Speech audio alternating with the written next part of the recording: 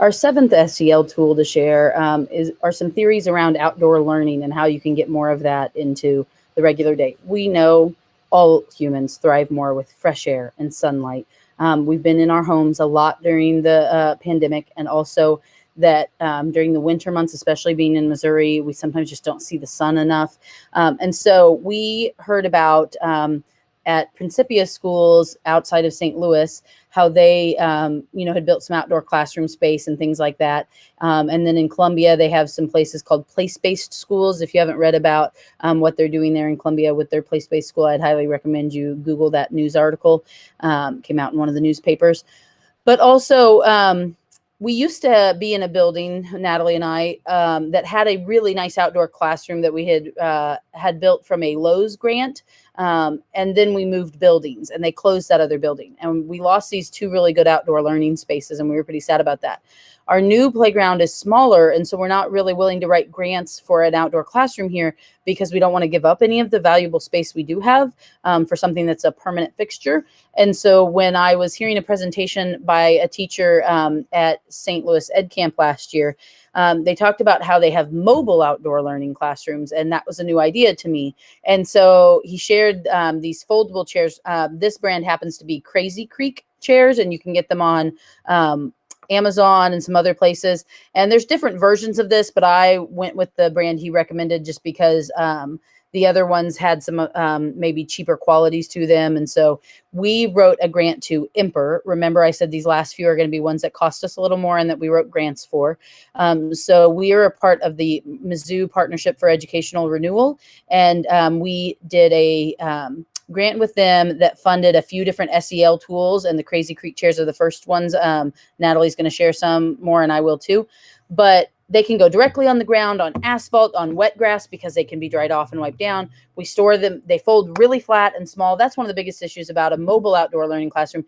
Can't be these big bulky chairs that you lug around. And so these fold completely flat like a burrito, and you slide them into just a Rubbermaid storage tub, and we can fit an entire class set in one big Rubbermaid. And we bought a Rubbermaid that had wheels and a handle, and that was part of our grant as well. So the teacher can just grab the handle, roll outside, and have a lesson outside on a random day where they just want to read to self outside, or maybe do one of their science lessons outside. It doesn't have to be that the lesson was about the outdoors, just learning outdoors because it's good for our mental health. And then you can also use them to take on field trips and things because they're easy to take and go. One of the other parts of that Imper grant was that we got funding for balanced learning.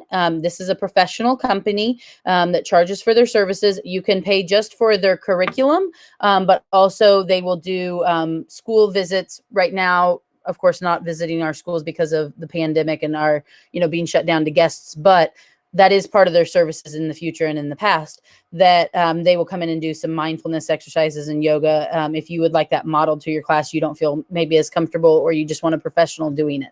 So their curriculum includes these 5 components. The breath and mindfulness are very short little activities that you could fit in here and there throughout the week, and just have them planned instead of having to search YouTube and find one. And you don't have to do them in order. It's okay if you miss a week. You can skip around to whatever, you have time to get through. But then they also have emotion lessons and movement lessons. I tend to try to get some of the movement lessons into my gifted classroom because, again, they are just like 5 to 10 minutes, and they're usually yoga based. And there's always posters that go with those movements. So it's not just a description. It helps me and the kids to see what they're actually describing in the movement pose.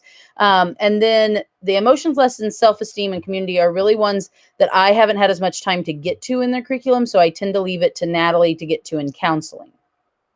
One of the most surprising things to me as we did the balanced learning was that some students truly lack the ability to sustain their effort and attention to stand on one leg and put the other leg on their shin, the other foot on their shin. It's amazing to me. So it's so helpful to build that skill that you don't even know is missing until you try to do the simplest yoga activity. And once a student can begin to develop that skill and have a little bit of stamina, you really do see a big difference in the classroom.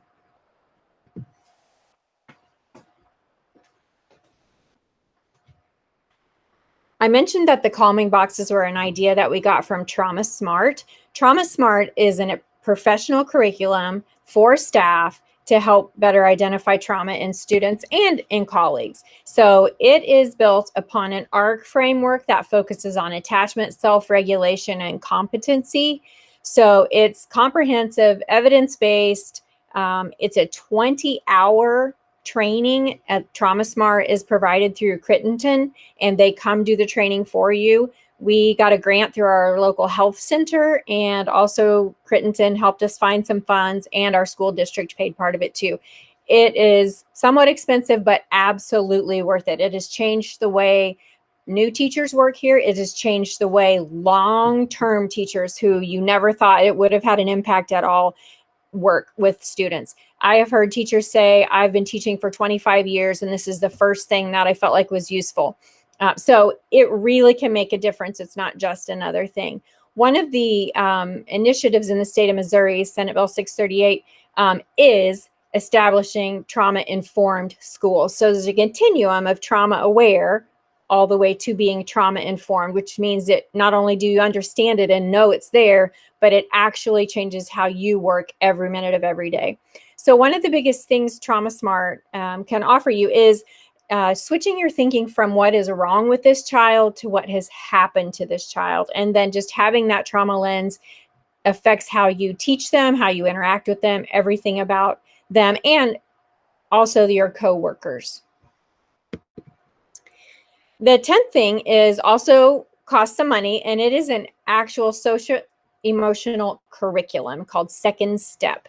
Sophie mentioned the Emper grant. We also did this as an Emper grant. So we got some funds to pay for this and teamed with a University of Missouri professor who recommended the Second Step curriculum.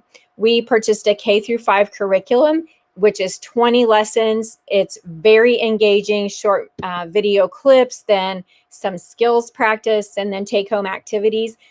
I've done this for 3 years. Kids love it. They really enjoy everything about the Second Step. And one of the most refreshing things to me is that when I come back the following year, they've remembered it. They remember the skills. They remember what you taught them, that you wonder if they're listening. So it's classroom lessons, role playing with peers to actually practice it, and then activities to take home.